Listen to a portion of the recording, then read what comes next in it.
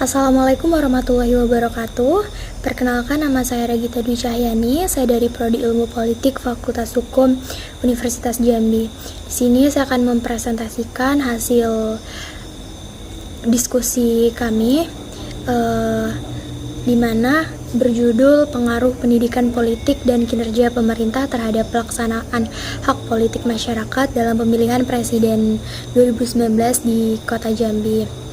Sebelumnya saya akan memperkenalkan kelompok saya, yaitu yang pertama saya sendiri Regita Dwi Cahyani dengan NIM H1B1200033. Selanjutnya ada Marsyanda Syuardi Putri dengan NIM H1B1200014. Lalu Ilham Ramadan H1B1200079 dan yang terakhir Elvan Tulus dengan NIM H1B1200090. Baik, langsung saja ke latar belakang, yaitu kota merupakan konsentrasi kegiatan tidak saja ekonomi, melainkan politik sosial, hukum, budaya, dan lain-lain dalam suatu tata ruang tertentu. Sebagaimana peneliti ketahui, Kota Jambi adalah pusat dari pemerintahan Provinsi Jambi yang segala kegiatan selalu terpantau pemerintah. Selain itu, Kota Jambi juga pusat informasi perkembangan media massa yang berkembang sangat pesat dan juga tingkat pendidikan masyarakatnya yang tinggi. Dari hal-hal tersebut tidak menjadikan Kota Jambi menjadi daerah yang masyarakatnya paham akan hak politiknya. Kota Jambi berada pada posisi kedua setelah Kabupaten Kerinci yang masyarakatnya tidak menggunakan hak pilih. Dari data yang telah kami teliti, jumlah DPT Kota Jambi sebanyak 431.046 orang, 84.528 orang atau 19,61% pemilih yang tidak menggunakan hak pilihnya. Berbeda 2,79% dengan Kabupaten Kerinci yang tingkat golputnya sebanyak 22,40%. Hal ini bisa saja terjadi karena dipengaruhi oleh pendidikan politik dan kinerja pemerintah seperti yang diungkap oleh Rian Ferianto Effendi. Kurangnya pendidikan politik berdampak pada rendahnya partisipasi masyarakat.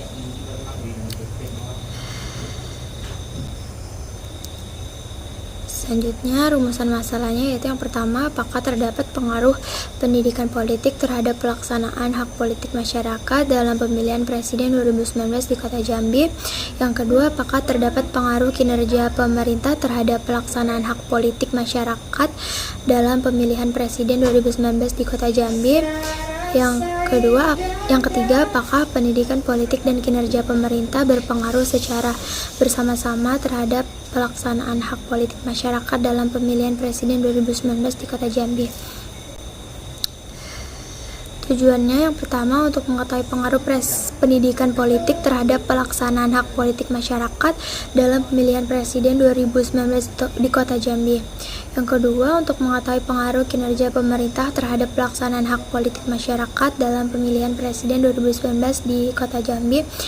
Yang ketiga, untuk mengetahui pendidikan politik dan kinerja pemerintah berpengaruh secara bersama-sama terhadap pelaksanaan hak politik masyarakat dalam pemilihan presiden 2019 di Kota Jambi. Selanjutnya, manfaat. Yang pertama, manfaat teoritis. Secara teoritis, penelitian ini dapat bermanfaat sebagai bahan acuan atau referensi bagi para peneliti-peneliti selanjutnya, terutama yang berkaitan dengan pengaruh pendidikan politik dan kinerja pemerintah terhadap pelaksanaan hak politik. Yang kedua, manfaat praktis bagi peneliti sebagai syarat penyelesaian tugas mata kuliah metode penelitian kuantitatif guna mendapatkan nilai ujian tengah semester pada semester 5. Bagi KPU, hasil penelitian ini memberikan sebuah gambaran mengenai faktor-faktor yang mempengaruhi pelaksanaan hak politik masyarakat Kota Jambi, yaitu pendidikan politik dan kinerja pemerintah. Penelitian ini juga diharapkan mampu memberikan sebuah input bagi Komisi Pemilihan Umum Kota Jambi sebagai sebuah referensi untuk merumuskan kebijakan dalam hal memberikan pendidikan politik kepada masyarakat untuk dapat melaksanakan hak politiknya dengan baik. Selanjutnya, metode penelitian. Jenis penelitian kami menggunakan metode penelitian kuantitatif. Lokasi penelitian kami dilaksanakan di Kota Jambi. Fokus penelitian masalah fenomena yang hendak diteliti harus sudah ditetapkan sejak awal meskipun kemungkinan terjadinya perubahan disebabkan faktor real di lapangan. Masalah yang hendak diteliti kemudian perlu dipersempit. Hal itu guna menentukan fokus penelitian dengan menggunakan metode penelitian kuantitatif. Populasi dan sampel populasi. Yang menjadi populasi dalam penelitian ini adalah masyarakat Kota Jambi. Populasi penelitian ini memiliki batasan, yaitu masyarakat asli Kota Jambi. Dengan pemilihan populasi ini diharapkan diperoleh informasi dari area yang tepat pilih.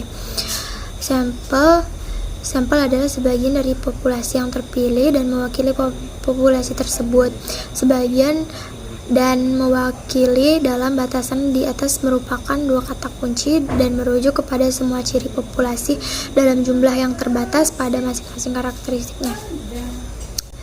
Sumber data. Pertama, data primer. Data ini merupakan data baru yang digunakan untuk menjawab rumusan masalah secara khusus. Data primer dalam penelitian ini berupa data dalam bentuk jawabannya yang diperoleh dari kuesioner yang disebarkan kepada responden.